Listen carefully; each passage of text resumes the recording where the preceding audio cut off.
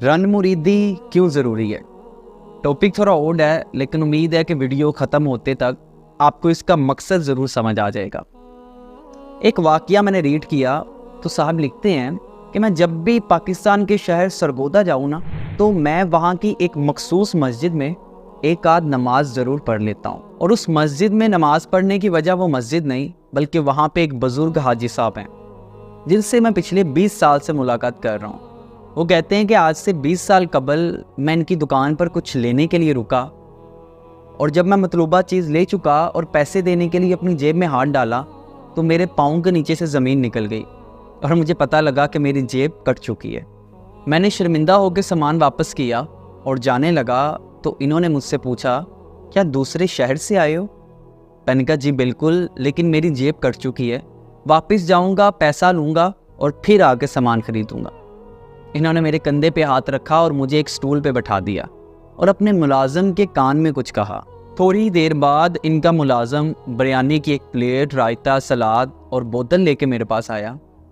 साथ में हाजी साहब ने मुझे कुछ रकम दी और सामान का थैला भी दिया और कहा कि बेटा जब भी इस तरफ दोबारा आना हो तो वापस कर देना।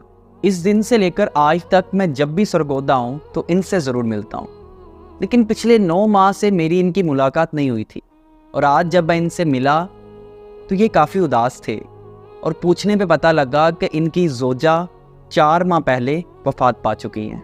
मैंने उनसे इंतहाई अफसोस का इजहार किया और उन्होंने मुझे मेरे कंधे पे हाथ रखते हुए एक नसीहत की, बेटा याद रखना, घर का मालिक घर वाली की वजह से होता है, फिर बंदा उस घर का मालिक होते हुए भी उस घर का मालिक नहीं रहता। मेरी औलाद बहुत फरमाबरदार है, मुझ पे खर्च भी करती है, लेकिन जिस दिन अपनी बीवी को दफना के वापस आया मुझे मेरा घर उसी दिन पराया लगने लग गया। मैंने इनको हौसला दिया, इनकी दिलजोई की, इनका हाथ अपने हाथ पे रखा, कुछ टाइम इनके पास बैठा और फिर इन्होंने मुझे अल्लाह हाफिज़ कह दिया। लेकिन अहबाब गिरामी, वाकई इस बात में हकीकत है, घर का मालिक घर वाली की वजह से होता है। आज बहुत से लोग मिलते हैं जो कहते हैं बीवी दोबारा मिल जाती है, ठीक है, रिश्ते दोबारा नहीं मिलते।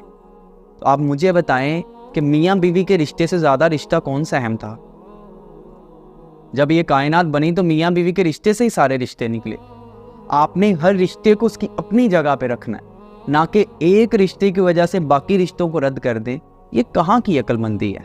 तो खुदारा अपने रिश्तों की कदर करें, वो चाहे माँ बाप का क्यों ना हो, बहन भाइयों का क्यों ना हो, बीवी और शोहर का क्यों ना हो।